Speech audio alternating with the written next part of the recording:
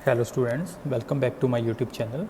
आज हम अध्याय 11 में आगे बढ़ते हुए दो वक्रों के मध्य गिरे हुए क्षेत्रफल को ज्ञात करने की विधि को सीखने वाले हैं। तो बिना देर किए चलिए शुरू करते हैं, जिसमें हम मुख्यतः 3 टाइप के क्षेत्रफल को ज्ञात करना सीखेंगे। जिसमें फर्स्ट है कि हमारे पास कोई दो वक्र हों जो कि एक दूसरे को प्रतिच्छेद नहीं करते हों, जिसमें से पहला है y बराबर f1x और दूसरे वक्र को नाम दिया गया y बराबर f2x। इनके मध्य गिरा हुआ क्षेत्रफल अभी तक बंद नहीं है और इसको बंद करने के लिए शर्त हमारे पास है x बराबर a और x बराबर b, यानी y अक्ष के समानांतर दो सरेखाएं। इनके मध्य गिरा हुआ ये वाला क्षेत्रफल हम लोगों को ज्ञात करना है। अब इस क्षेत्रफल को ज्ञात करने के लिए वास्तव में हम पहले इस सारे क्षेत्रफल को ज्ञात करने वाले हैं, जिसमें से ये नीचे वाला क्षेत्रफल घटाकर हम लोग इन दोनों वक्रों के मध्य स्थित ये वाला क्षेत्रफल ज्ञात कर लेंगे। तो इसमें हमें पूर्व की भांति ही बिंदुओं का नामकरण करना चाहिए। जैसे मैं नाम दे रहा हूँ ए, बी, सी, डी, ई और एफ। वास्तव में हमें जो क्षेत्रफल ज्ञात करना है वह ये है जो कि सी, डी, ई, एफ, सी से बना हुआ है। और इस क्षेत्रफल को ज्ञात करने के लिए पहले हम ये संपूर्ण क्षेत्रफल ज्ञात करेंगे, जो कि वास्तव में है क्षेत्रफल ए, बी, सी, डी, ई, एफ और ए से बना हुआ। और इसमें से हम ये नीचे वाला क्षेत्रफल माइनस कर देंगे, जो कि होगा क्षेत्रफल ए, बी, सी, एफ और ए से मिलकर बना हुआ। अब बड़े वाले क्षेत्रफल को ज्ञात करने के लिए हम आयताकार पट्टियाँ वैसे ही ले रहे हैं जैसे पहले ले रहे थे, जो कि x अक्ष पर हैं। और इससे पहले वाले क्षेत्रफल में आ जाएगा इंटीग्रेशन और y dx।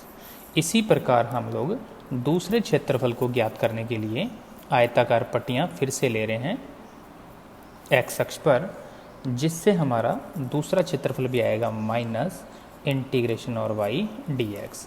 लेकिन अब यहाँ पर एक बात सोचने वाली है कि जो फर्स्ट एरिया हम ज्ञात करें, जिसमें मैंने नीली पट्टियाँ बनाई है, इनका योग होगा a से b तक, यानी इंटीग्रेशन की पहली लिमिट आएगी a से b।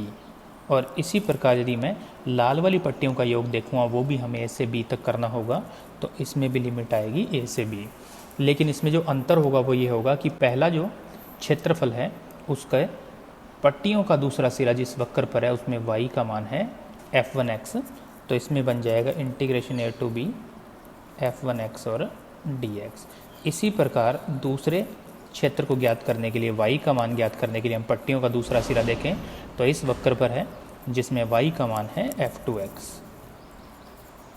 तो इस प्रकार इन दोनों क्षेत्रफल को ज्ञात करके इनका अंतर लेने से हमें अभी क्षेत्रफल मिल सकता है। तो वास्तव में हमें इस एक्सरसाइज में दो वक्रों के मध्य का क्षेत्रफल ज्ञात करने के लिए 11.1 की विधि का ही यूज़ करना है। लेकिन अब हमें इस केस के अंदर दोनों वक्रों के क्षेत्रफल को ज्ञात करके उनका अंतर लेना होगा। दूसरे केस में हमें फिर से दो वक्रों के मध्य गिरा हुआ क्षेत्रफल ही ज्ञात करना है, लेकिन इस केस में ये दोनों वक्र एक दूसरे को प्रतिच्छेद कर जाएंगे, जो कि कुछ इस प्रकार होंगे, जिसमें से फर्स्ट जो होगा वो है y बराबर f1x और दूसरा होगा y बराबर f2x। अब हमें इनके मध्य गिरा हुआ ये वाला क्षेत्रफल ज्ञात करना है। तो ऐसे क्वेश्चन को हल करने के लिए सबसे पहले हम दिए गए वक्रों के प्रतिच्छेद बिंदुओं को ज्ञात करेंगे और उनके x कोऑर्डिनेट से हम y अक्ष के समानांतर दो सरेखाएं खींच लेंगे। और मान लेते हैं कि ये सरेखाएं हैं क्रमशः x बराबर a और x बराबर b। अब ये वाला क्षेत्रफल ज्ञात करने के लिए हम पहले बड़े वाले क्षेत्रफल को ज्ञात करेंगे और उसमें से छोटे वाले क्षेत्रफल यानी ये नीचे वाले क्षेत्रफल को घटा देंगे, जिससे हमें अभिष्ट क्षेत्रफल ज्ञात होगा। अब अभिष्ट क्षेत्रफल को ज्ञात करने के लिए हम सिरों का नामकरण करते हैं ए, बी, ये बिंदु सी, यहाँ पर एक बिंदु लेते हैं डी, इस बिंदु को नाम ई देते हैं और इस बिंदु को नाम देते हैं एफ। जिसमें अभिष्ट क्षेत्रफल होगा क्षेत्रफल सी डी ई एफ और सी से बना हुआ ये वाला क्षेत्रफल।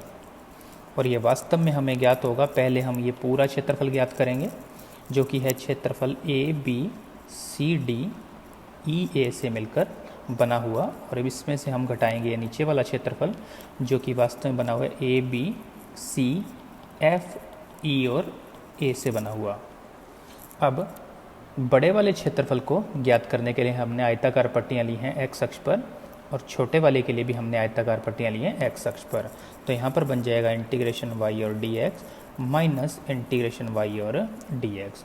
दोनों ही पट्टियों का योग ए से लेकर बी तक चलेगा, तो इनकी लिमिट फिर से बनेगी ए से लेकर बी तक।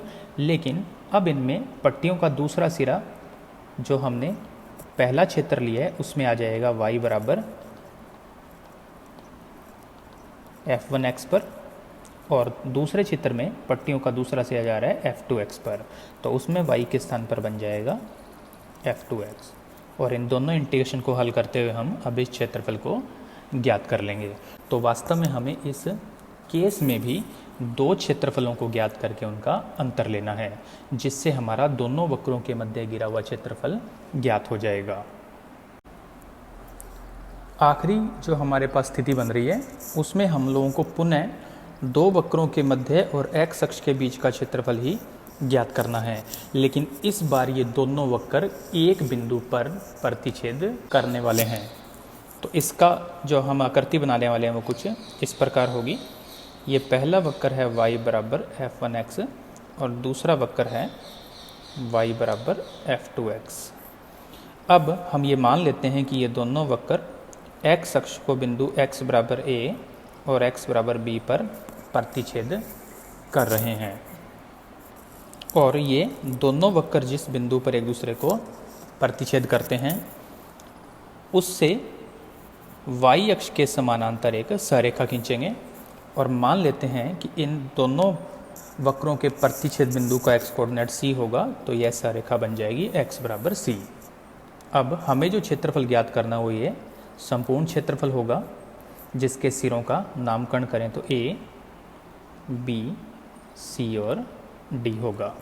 तो अतः अब हम इस क्षेत्रफल को दो भागों में बांटते हुए, पहला भाग ये वाला और दूसरा भाग ये वाला, इनको अलग अलग ज्ञात करेंगे और इनका योगफल भी ज्ञात कर लेंगे। तो हम इसमें शुरुआत करेंगे कि अब इस क्षेत्रफल जो कि होगा क्षेत्रफल A B C D A से मिलकर बना हुआ, और जो कि वास्तव में दो क्षेत्रफलों का योग होगा A B D A plus क्षेत्रफल बी सी डी बी। दोनों ही क्षेत्रफल को ज्ञात करने के लिए हम आयताकार पट्टियों का यूज़ करने वाले हैं, जो कि हमें x अक्ष के ऊपर आकर मिलेंगी। इसलिए दोनों ही इंटीग्रेशन के अंदर हम लोग y dx का यूज़ करने वाले हैं। अब जो हमारा फर्स्ट एरिया बन रहा है ये वाला, इसमें आयताकार पट्टियाँ जो कि नीले रंग से मैंने शो की हैं वो जाएंगी बिंदु A से B तक, जिसमें x कोऑर्डिनेट क्रमशः A और C। इस आधार पर पहले इंटीग्रेशन की लिमिट बन जाएगी a से c। इसी प्रकार दूसरे एरिया में जिसमें पट्टियाँ लाल रंग से शो की गई हैं उनका योग होगा b से c तक, जिसमें x कोऑर्डिनेट हैं c और b। अतः दूसरे इंटीग्रेशन की लिमिट बन जाएगी c से b तक। अब फर्स्ट जो एरिया हम लोग ले रहे हैं उसमें पट्टियों का दूसरा सिरा जा रहा है y बराबर f1x पर, तो हम लोग पहले के लिए y के स्थान पे लिखेंगे f1x, और इसी प्रकार दूसरे इंटीग्रेशन में पट्टियों का दूसरा सिरा जा रहा है f2x पर, तो हम लोग y के स्थान पर यूज़ करने वाले हैं f2x और dx। अतः निश्चित समाकलनों के मान को हल करते हुए हम अब इस क्षेत्रफल को ज्ञात कर लेंगे, लेकिन इस केस में हमें अंतर न लेकर योग करना है। अब यदि हम इस बात पर ध्यान दें कि इस केस में हमें एक प्रतिच्छेद बिंदु की आवश्यकता होगी और पीछे वाले केस में हमें दो प्रतिच्छेद बिंदुओं की आवश्यकता थी, तो इन प्रतिच्छेद बिंदुओं को किस प्रकार ज्ञात किया जाता है। मान लीजिए हमारे पास दो वक्र हैं, एक है y बराबर f1x और दूसरा है y बराबर f2x। इनमें से किसी भी एक वक्र में से यदि हम y का मान ज्ञात करके दूसरे में रख दें तो हमें एक x में समीकरण मिल जाएगी, जिसको हल करते हुए हमें जो x के मान मिलेंगे वह वास्तव में प्रतिच्छेद बिंदु के x कोऑर्डिनेट होंगे। इसी प्रकार x का मान ज्ञात करके दूसरी समीकरण में रखें तो y कोऑर्डिनेट भी ज्ञात हो सकते हैं। लेकिन हमने जो आर्टिकल किए हैं उसमें यदि हम ध्यान दें तो यदि हमारे पास x अक्ष हो तो हमें केवल x कोऑर्डिनेट की आवश्यकता होगी, और यदि y अक्ष पर हमें पट्टियां लेनी पड़ जाएं तो हमें y कोऑर्डिनेट की ही आवश्यकता होगी। अतः हम लोग पूरा बिंदु ज्ञात ना करके केवल x या y कोऑर्डिनेट का ही सहारा लेंगे। दूसरा पॉइंट है अक्षों पर प्रतिच्छेद बिंदु ज्ञात करना। ये काम बहुत ही ईजी है। जिस वक्र का x अक्ष पर प्रतिच्छेद बिंदु ज्ञात करना हो उसमें y का मान रख दें 0, और जिस वक्र का y अक्ष पर प्रतिच्छेद बिंदु ज्ञात करना हो उसमें x का मान रख दें 0, जिससे हमें x 0 रखने पर y का मान मिलेगा, y 0 रखने पर x का मान मिलेगा, जो कि उनके y अक्ष या x अक्ष पर प्रतिच्छेद बिंदु होंगे। तो इस प्रकार से हम इस एक्सरसाइज में दो वक्रों के मध्य घिरा हुआ क्षेत्रफल ज्ञात करने वाले हैं, जिसमें हम मूलतः 11.1 की विधि का ही उपयोग करेंगे। आज के वीडियो में इतना ही। अगले वीडियो के साथ जल्दी मुलाकात होगी। धन्यवाद।